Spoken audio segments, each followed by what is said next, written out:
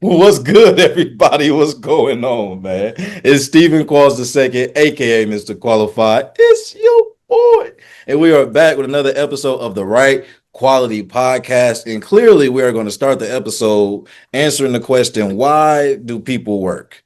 Gail, do you want to give the visual one more time? Because I don't think I had a chance to read it. To earn money, but need one certain purpose. Yeah, working was a mistake. That's not how we're supposed to live. Not at all. Yep, Josh has the right answer. Women did not have to march for this right. Hey, according to the text, y'all got us in this in the first place. So, like, I'm just saying. I said women. I really don't care about y'all having to go. No. I'm talking about Eve got us all kicked out. We was in the garden. But I do got beef with her. I do have beef with Eve. She is on my betrayal list. I do. Yeah. So, shouts out Adam. Beef with Eve is crazy. I do. I think every woman has beef with Eve. I mean, I'm just saying. I thought she was a phenomenal rapper. Anyway, we're going to get into these intros. As y'all can see, we have a special guest, and we will get to him in just a second. But friends, co-hosts, please remind the people of who y'all are. Ashley Wright the first, Giants fan, proudly. Happy to be here and humble folks when it comes to this NFL thing. Lord have mercy. I am all ears. Yeah, literally. Primetime yapper. Also viral on TikTok thanks to my lovely girlfriend. Bobby Brown, impersonator. I don't know if I would like that, but okay. Yeah, I want to lay with that either, but man. Impersonator, not reenactor. But there's like no context. In what way are you impersonating Bobby Brown? Halloween costume. If you saw, you saw. If you didn't, okay. Not on that album. So not the drugs part. Okay, cool. Yeah, I was gonna say, for those that didn't see, which Bobby Brown were you? I have to be clear about it. The hotel lobby store looking for my glasses, Bobby. Okay. Gotcha. Dancing side by side to Whitney. I'm hungry, Bobby. Got you. Good clarification. And to our special guest, a frequent collaborator of the podcast, Mr. Chapman, please reintroduce yourself to the people.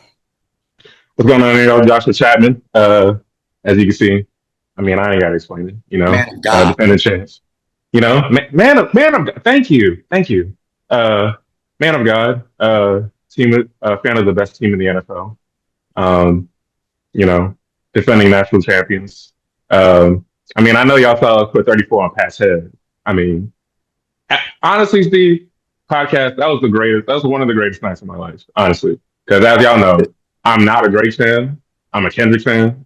And so, like, the combination of the both was like the mac and cheese and the yams touching on Thanksgiving, you know? I can't even be mad at that. You know what I'm saying? Like, I would have, if I was in your shoes, I would have felt the same way. You know what I'm saying? But yeah, let's just go ahead and talk about it, man. Let's jump to the NFL. Let's talk about how things are looking. There's a lot of football left, but I mean, I think concerns are valid. I still think we have a chance to play our best football. But I don't like us being at the bottom of the wild card. I will say that. I really hope we can either still win a division, which is definitely still a possibility, but if not that, at least be 5, not trying to be 7 or 6 for that matter, really, to be honest. But we'll see. A lot of football left. But I think Love's problem is that he's just not consistent. Like, he has all the talent in the world, but he's just not, like, he still has that, like, I need to go make a play about him. And, like, sometimes that really works, but, like, sometimes, like, it gets you into trouble. And I think that, like, if you're coming behind Aaron Rodgers, who, like, for the back half of his career was the most, or is one of the most, like, turnover, like, avoidant quarterbacks ever, it's like super jarring to see Love be like, fuck it, there's a wide receiver down there. You know what I mean? Yeah.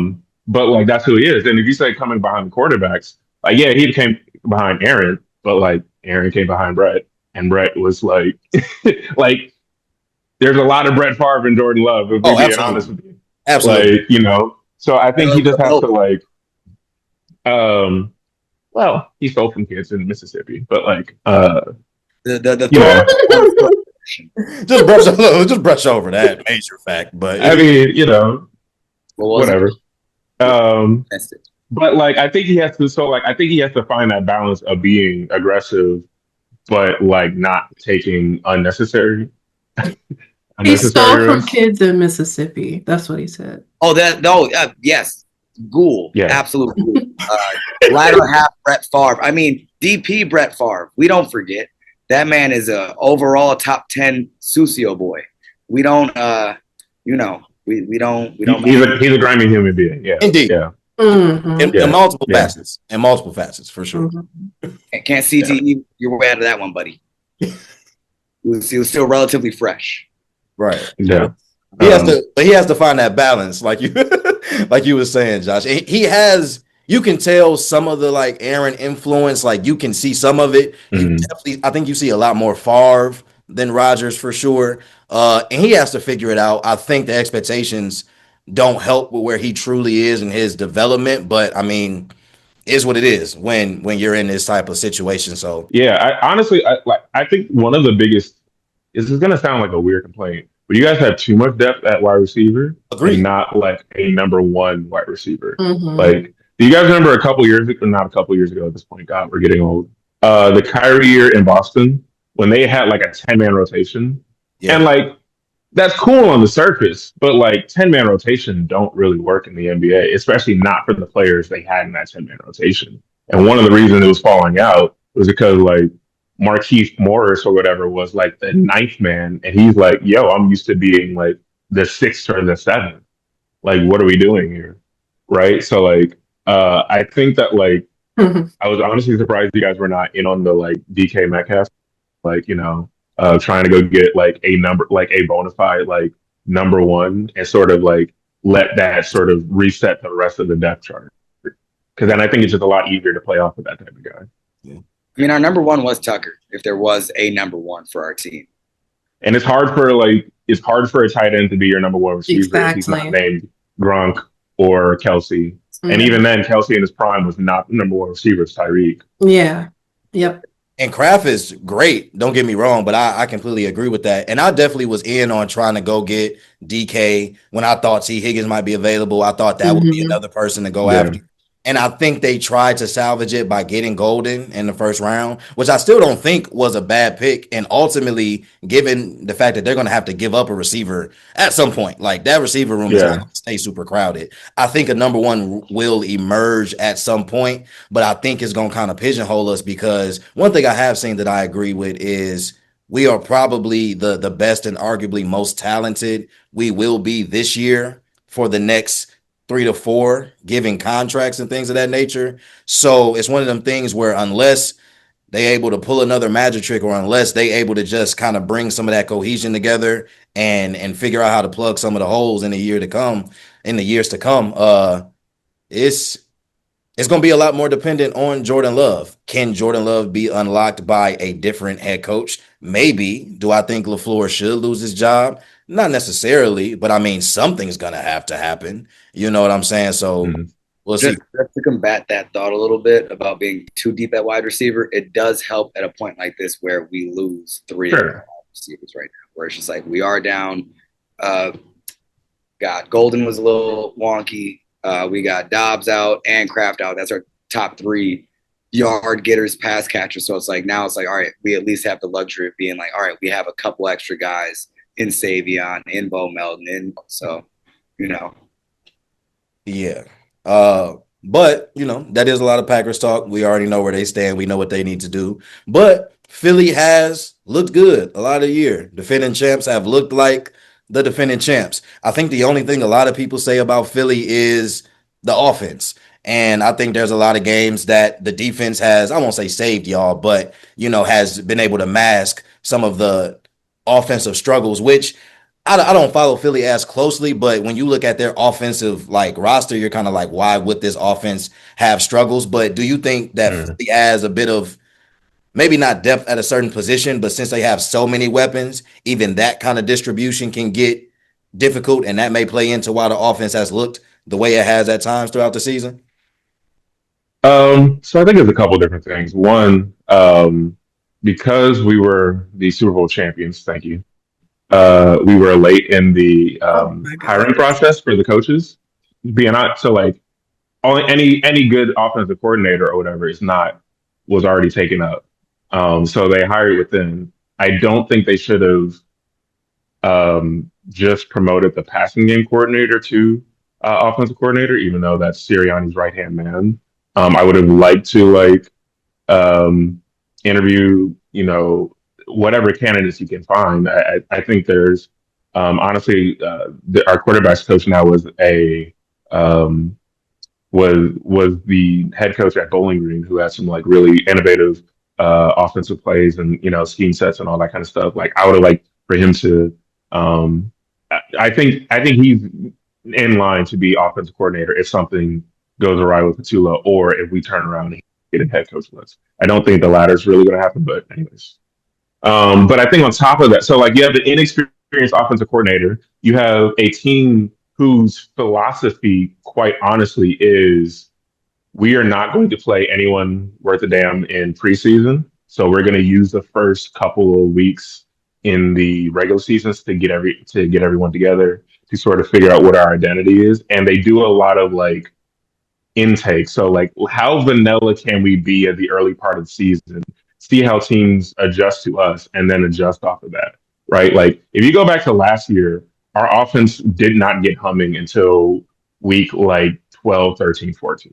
Like it wasn't until late in the year that people were like, oh, this offense is cooking. Because like there were times last year where AJ was talking about like I remember it was the Panthers game last year, and AJ was like, "This what we're doing in offense is not going to like our passing game offense is not going to be it." Now they get overshadowed because like Saquon just like lost his mind last year, and it was just like anytime you need to play, Saquon's going to take it to the house 50 yards or whatever, right? Like that sort of like quells a lot of. So like then our identity became running the ball, getting into those formations. If you play close to the line we're gonna block everybody up, and then now you have no one back there to stop Saquon. If you play two safeties deep, we'll take this 8 yards at a time and just like wear you down. Like it doesn't really matter.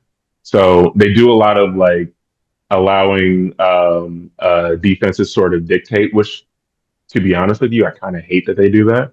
You have enough talent to dictate to the defense and not allow teams to dictate to you. But that's the style of play they do, right? Like that's one of the reasons why their two best offensive games by far were the championship game and the Super Bowl.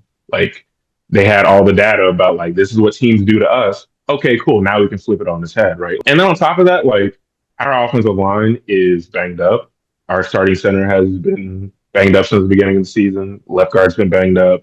Lane Johnson missed time in the Packers game. He missed time in the Rams game. I want to say it was another game. Like, this is a team that has really good offensive line play and has solid depth, but they play a style where if you look at it, for I think for the last 5 years or something like that, Jordan Mailata and Lane Johnson are left on the island more than any other tackles in football. Like I want to say it's like 90% of the time it's like you two just go handle it, right? So like when they're playing at a high level, it works because it's just like there's no weak spot. You can't like run, and now there's no tight end coming into help. So there's you whatever extra defenders you would think you have, like you have to worry about covering AJ and Devonta and Dallas Goddard and Jahan Dotson as the fourth option and Saquon Barkley at the backfield. Like there's so many moving pieces and Jalen Hurts as a runner, right? Like you play man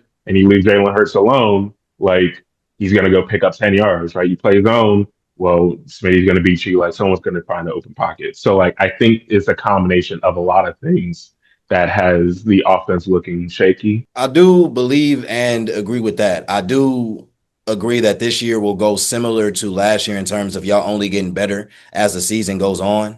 So we've been saying it since the beginning of the season. The Eagles are still the team to beat in the NFC, of course. We'll go within Josh's division and speak on another team. Josh's division?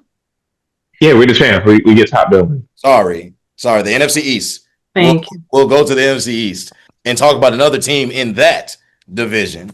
But This team At the also bottom of the just division. That's it. Anyway, regardless, y'all just fired y'all head coach. Let's unpack that. Let's dive into that. let's. Well, you called it. You said it was probably coming down the pipeline, though. So this isn't necessarily a surprising move. But given how the season has gone, we know about the injuries, we know about the QB change, all of that. We now know about the coaching decision. Where, as a Giants fan, where is you at in terms of like long-term outlook? Clearly, but Hell. What? He said, "Hell." I'm genuinely asking how you feel about the I'm future. not in hell.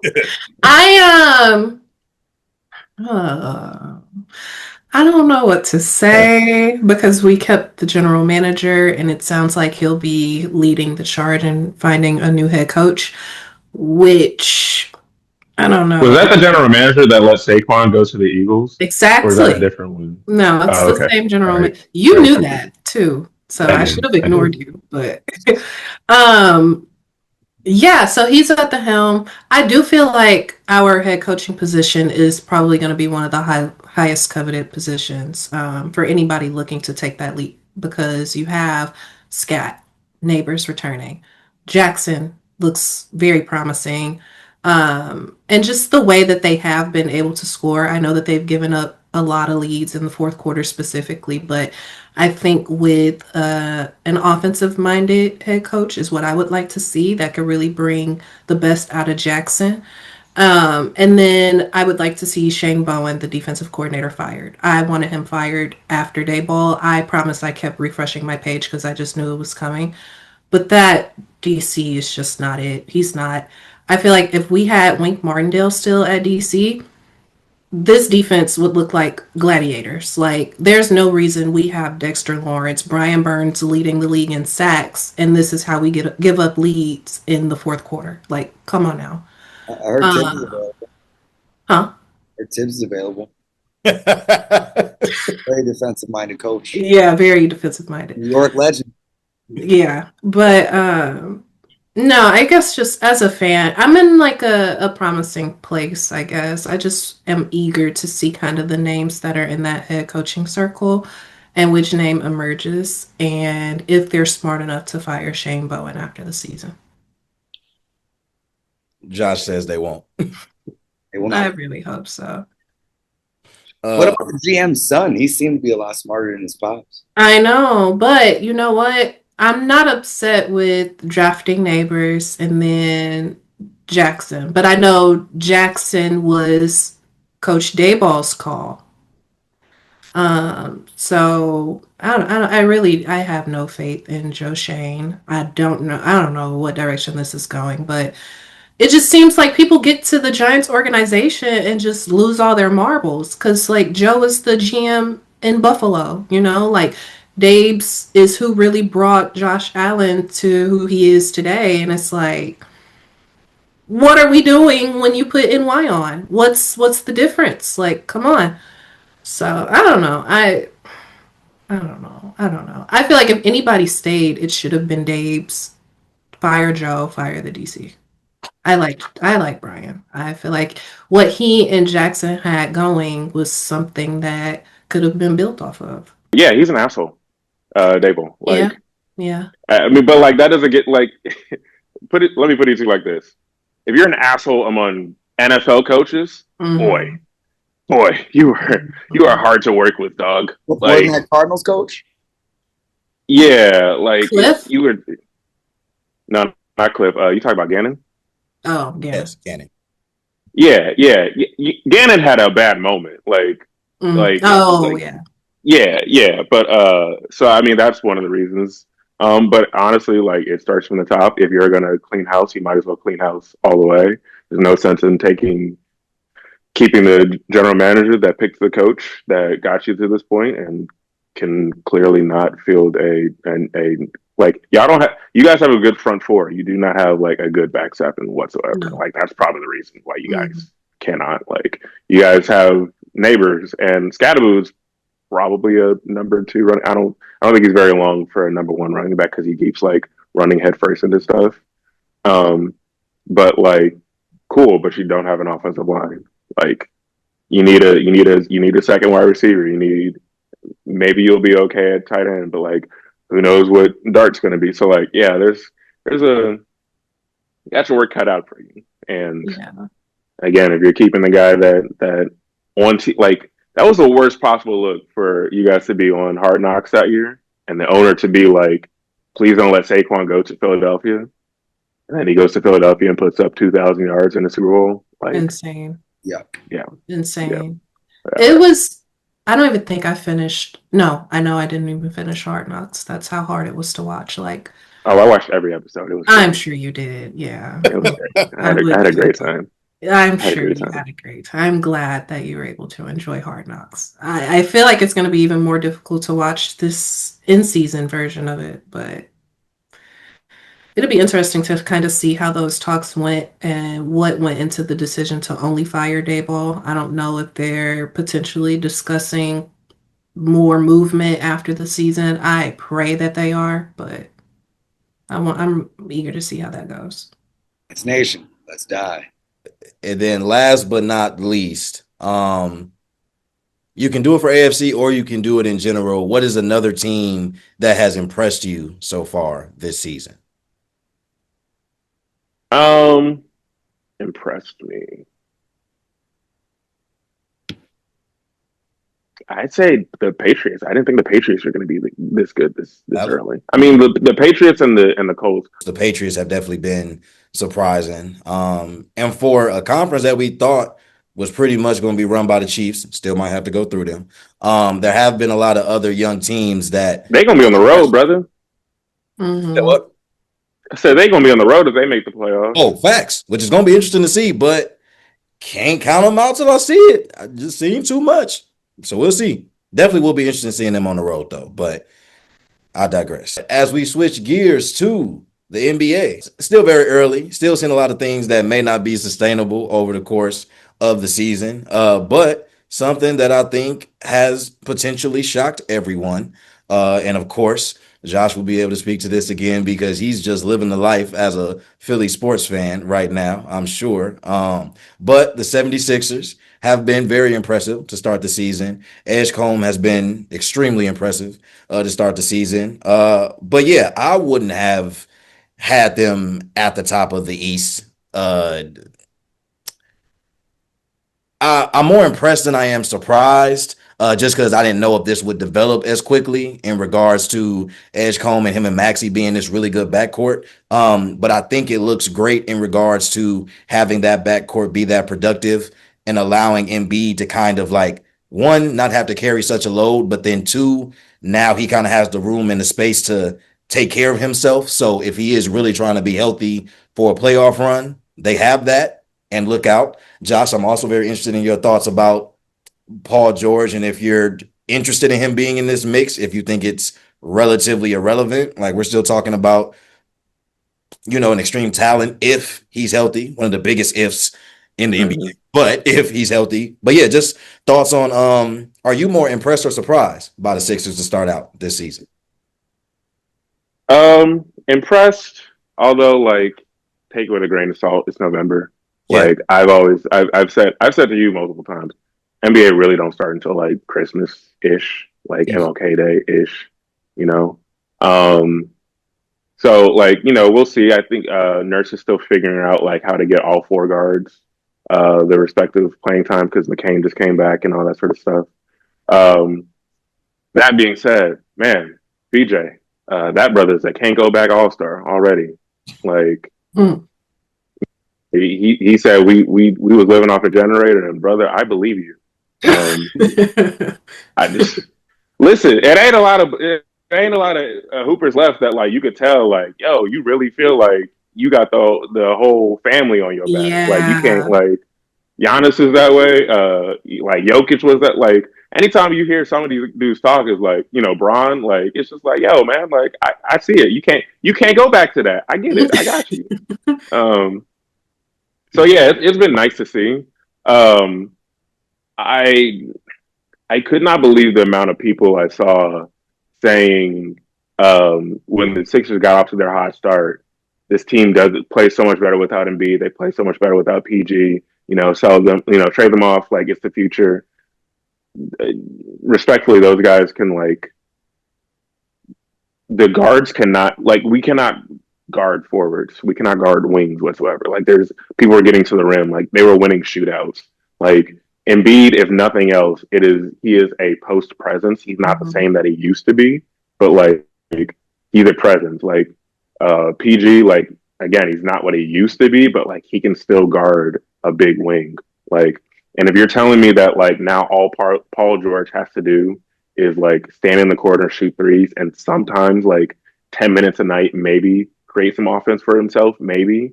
But also he's gonna have Jared McCain and VJ Edgecombe or Quentin Grimes or Tyrese Maxey on the floor with him at all times. And he's hyper athletic, you can just throw the rock in front of them and let them go get it. Yeah, man, that makes his job so much easier. It makes Embiid's job so much easier because, as you said, it doesn't have to always funnel through him. Now he can just sort of play a 2-man game and all that sort of stuff. So I think that the Sixers are in a good spot to continue to I think they're in a good spot to be a top 4 seed in the East, especially given the East is so wide open this year. If there is a year to do it, it is this year when there's not a real heavyweight at the forefront. Boston is still not what they were. Indiana, God bless Indiana. God bless them. They are so injured, and I feel so bad for them. Cause it's a lot of bad breaks. It's a lot of bad breaks. I feel like everybody watching the finals last year came away with it being yo, man, Indy was hooping their ass off. Even into the fourth quarter, they kept it a 10-point game, right? And it's just there's one of those teams where oh, you're gonna have to kill them to win this game. You're gonna have to put your foot on their neck. And OKC eventually did, but I think everybody walked away from it being damn, we were robbed of a classic because it was gonna go down to the wire if Tyrese was healthy, right? But yeah, they have they was giving Mac McClung minutes, dog. Come on now, White Mac, just, they had him and they cut him immediately. I'm I know, but they gave him actual minutes. You know what I mean? Yeah. So so the top of the East is not what it has been recently. The Knicks are there, but do y'all know what the Knicks are? Because I kind of don't know what the Knicks are. Not trustable. I don't. So do we feel like that's a adjustment to Mike Brown thing? They just have to gel as coaching unit? Because this is virtually the same team last year with more help, in my opinion. So as a cat analyst, as a cat analyst, he needs sports psychiatrist because I have never seen somebody his size get into such terrible, dumb foul trouble. But this is the player he's been his entire career. I know, and it's his temperament is that of a 4-year-old when he doesn't get his way. Yeah, pull someone's arm and he's gonna walk away like this. Yeah. But I don't get that. Cat is good for 2 really dumb fouls a game. Super dumb. He's bro, what are you doing? In a bad time, it'll be right after half. He comes in with 3 fouls and then a moving screen. I'm bro, you just stand still. And there was one game where he literally pulled someone's arm and was what did I do? I'm you are what's going on? What's going on? Because it's been this for a decade. I saw it in Minnesota where I'm this is gonna happen, and it happened. And then now it happened in New York, and I'm I just. You know what the problem with Cat is? He wants to be 6'6" so bad, dog. Oh, so bad. I'm so serious. If he was 6'6", none of this would almost matter because he doesn't Steve knows this. The thing that I boggles my mind about Karl-Anthony Towns is he does not ever use his size to his advantage, right? Prime Embiid, Jokic, all those guys, they are cool, I will shoot threes. So you have to come guard me out here. But the minute you put somebody small on me, boom. Yep. Put it right. So I'm either getting 2 here or I'm going to the line. Yeah. And Cat negates that because he's when he was bragging about being the best shooting big man, it's you don't get what you're what your advantage is. Yeah. Like, you are a big man. Now you are a big man. Yeah. Like, but you know what I'm saying? But like, if you're shooting 10 threes a game, like, what difference is it if someone 6'6" is guarding you versus like a 7-footer that has to be in the paint with you? Because if you're not going to go in the paint, then they can just be like, all right, we'll put anybody out there. And now we have the advantage of the other end too, because like, you couldn't stop a nosebleed. Like Jalen Brunson is literally what Cat's playing style should be. Like Jalen Brunson has more post touches than Cat. Well, what I was gonna say was I do agree with that, but I think what's crazy about New York is I think they're built relatively well on paper, at least, like to be a serious contender. But when you watch them play and when you look at it past being on paper, I say it like this, and maybe it's more so coming out the East, because when you get to the West, completely different ball game. But coming out the East, Brunson as your lead guy, not mad at that. I know, you can talk about stature or whatnot, but I'm not mad at him as your lead guy with what should be surrounding him. You have an Iron Man and Miguel Bridges. I think that's respectable. I don't think you get too many people who's allergic to contact. Yes, but even within that, like, he's going to play, and essentially what you should like expect from him. And they have this like scrappy team, but I think it's always came down to whoever their second fiddle becomes. And that ultimately comes down to whoever their big is. We saw it happen with Julius. We see it happening with Cat right now. And I don't know who a dream pairing with Brunson would be, because Brunson is very ball dominant. So sometimes as a big, it's hard to find somebody who really like can play off ball and can be effective without needing touches to like really get going or be impactful. But Brunson's not going to be enough. Like, if Brunson is your most consistent player, it's not going to be enough, even to get out the East, arguably. So I think that's kind of what's frustrating about the Knicks. And while I think we all were fans of the Mike Brown hire, I mean, I guess we got to give it a full season to see like maybe what his vision is. But I don't think they have a lot of time to figure it out before, if you even want to consider this a window, for that to be closing, because it already okay, so question, is Brunson not enough alone? Is that what you're saying? Or he can't be the leader of your team? I'm kind of in the middle. Like, he's definitely not enough alone, but if he is the leader of your team, I think you need very specific and very consistent help. Like, I don't think he's going to get you over the mountaintop on his own without having some form of a running mate, at least not through a series. Game to game, here and there throughout, he'll have his nights. When you talk about a 7-game series, it's a lot. It's a lot to ask. I will try his best. It's a lot to ask. What Mike Brown did offensively for them is get it out of Jalen Brunson's hands a lot more, to where he doesn't need to be the sole creator of their offense, which he has been scoring a lot easier with less touches. But outside of that, like, Cat is the dream pairing. He just needs to see a sports psychologist. He needs some help. Like, I think the theory of Cat is the dream pairing. Great 2K team on paper. Fantastic 2K team on paper. You know what the Knicks are? They're a handful of low spades. Like, yeah, man, maybe you can make it work, but like, you start throwing a 10, you start throwing a jack, you start throwing a queen out there. I don't know, dog. Like, bravo. Yeah, you ate with that. You ate. Bravo. What an analogy. Yeah, you ate that that's a perfect analogy. Of the crowd will get that. Ate that yeah. Yes. But also, Steve, I do think you know someone that would be a dream pairing. You just don't want to say that shit out loud. Like, unless you talking about Brunson leaving New York, we ain't talking about it. Brother. We ain't talking about it. Nah, brother. Oh, but since we gonna go there, baby Yan. But since we gonna go there, Wemby was the answer. Wemby is the correct answer. Oh, okay. You need someone that's gonna stretch the floor. Jalen and Giannis both gonna be in the paint. That ain't it.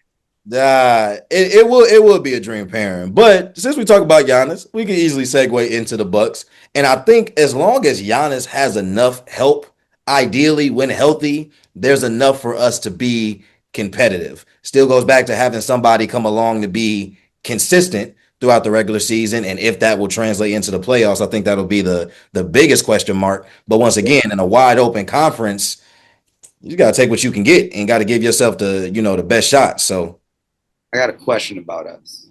indeed, What the hell is this officiating? it is bad this year. I will say They terrible. had a horse collar for 15 yards and said we're not gonna go to review. Daniel Gafford had a tackle for a loss of 5, and they said no, that's clean.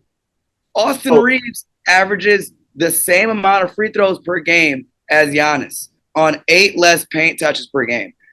Well, Do we agree with the conspiracy theory, that this is the league's way of trying to force Giannis out of Milwaukee? I think that's a Nothing is ever a coincidence. But I don't understand how that correlates, because then you're just going to hurt the product, and then he's going to be like, well, he can't play because someone dove at his legs, and then we're gonna I think Tom Brady. I think the conspiracy already happened with getting a white boy out to LA, but like Very fair. Dallas, we'll see. Oh, that's what I was gonna say. Dallas might be fire selling everything before Kyrie even gets back. Wouldn't be surprised. Seems like they on the same path as the Kings. I called that in the preseason. I digress. We did. We did both call it. We did both call it. But Fire sale. but if we do go to LA though, they are impressive. I don't know what I thought they were going to be while LeBron was out and waiting to return, but they've been impressive. I think everybody thought Luka would come out the gate like playing the way that he is. I don't think people expected Reeves.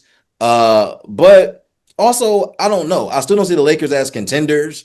It's still November, so there's no telling what this team is going to look like in February, March, etc. But does anything about the Lakers currently, if not excite, intrigue you? No. They have the third Jackson in all of sports.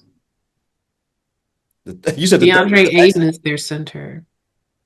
Jackson Churio, Jackson Dart, Jackson Hayes. All right, Miguel. I mean, other Jackson, not last name. I'm fair. Okay. So we're not impressed with LA. Okay, cool. I was going to say, I think that the emergence of Austin Reeves, like LeBron has been begging for somebody else to take the offensive load away from him, and now he has 2 guys that can do that.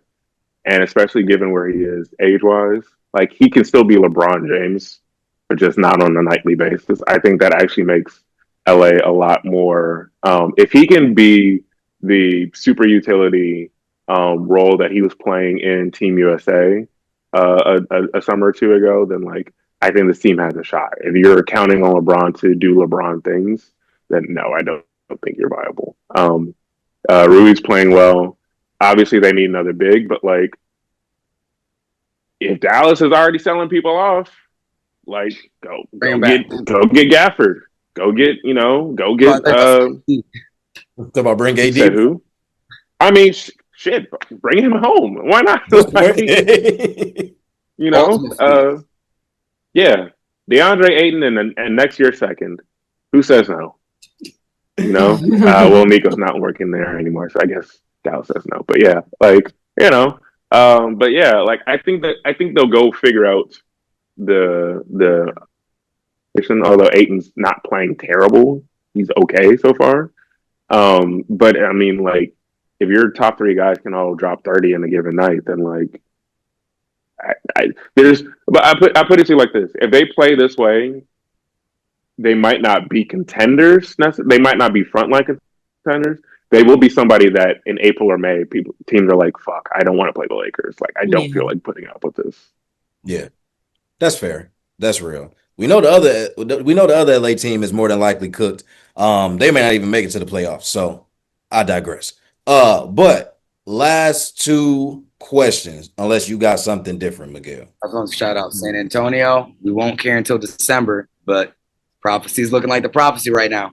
I still think that they're legit. They have a lot of room to still grow, but I mean, they have enough to finally be competitive and I think make the playoffs. They'll probably still be in the play-in, but I think they can get out of it You think they'll be top? Well, you thought they were going to be top 6 since the preseason. If they were, I wouldn't be surprised. But I could see them. I could still see them being in the play-in, but making it out. And I still think they might potentially be dangerous. Well, if they're an 8 seed, I don't think they're going to beat the Thunder regardless. They're a 7 seed, though. I don't know who the 2nd seed is going to be. I probably wouldn't want to see the Spurs if they're a 7 seed, though. But last 2 questions. In the East, obviously, way early. Top 6 teams in the East. Okay. Be safe. 76ers. Not like necessarily in order, but who's just going to be safe from the play-in? Knicks. Knicks, yeah. Cleveland. You say Cavs? Yeah, Cavs. Even though I don't believe in the Cavs. Bucks. I think Bucks will sneak in the 6. I do think they will. Yeah. I got 5 already. I'm trying to think. Do we think Orlando might? I said Orlando. Somebody already said Detroit? Okay. Detroit. Detroit. So my 6 were Bucks, Cavs, Knicks, Philly, Orlando, Detroit. That's solid.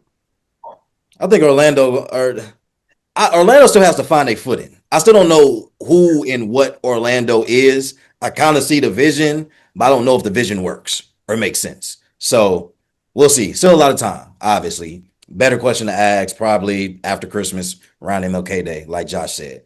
Out West, different question. Who's the biggest threat to OKC, if there is any legitimate threat to OKC? I think Houston. Oh, okay. I thought you were going to say San Antonio. I definitely thought he was going to say the Spurs.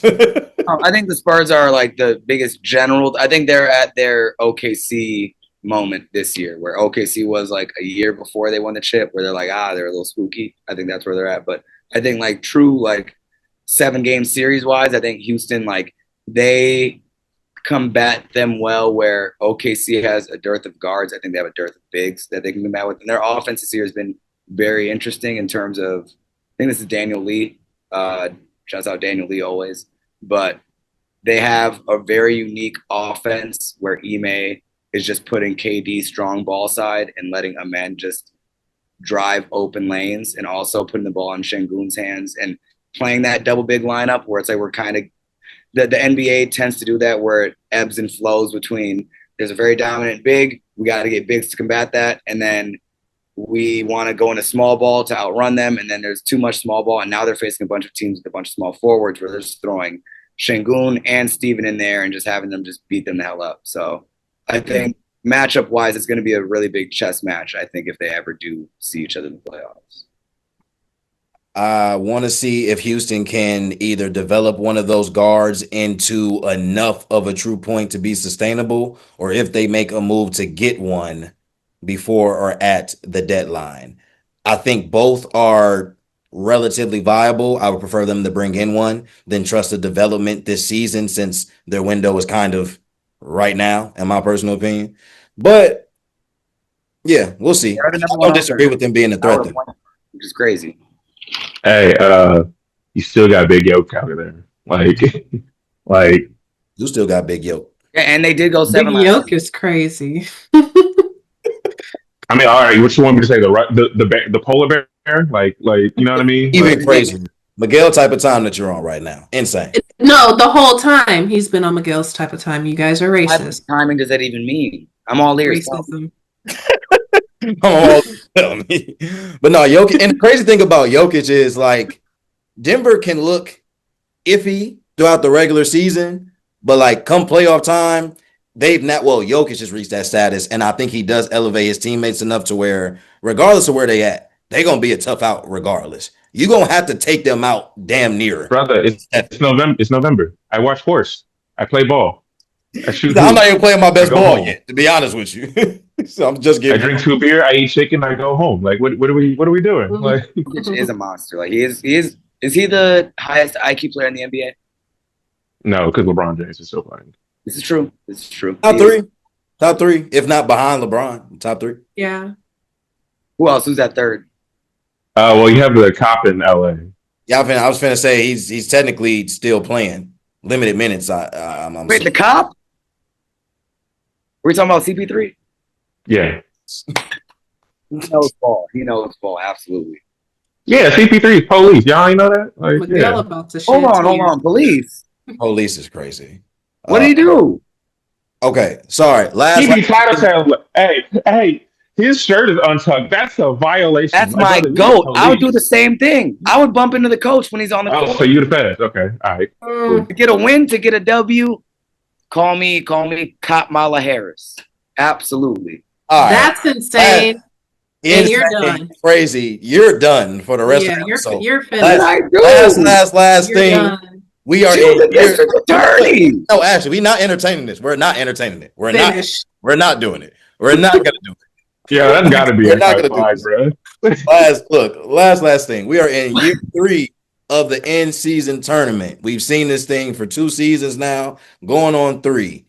Should it keep going, or should they get rid of it at some point in the near future?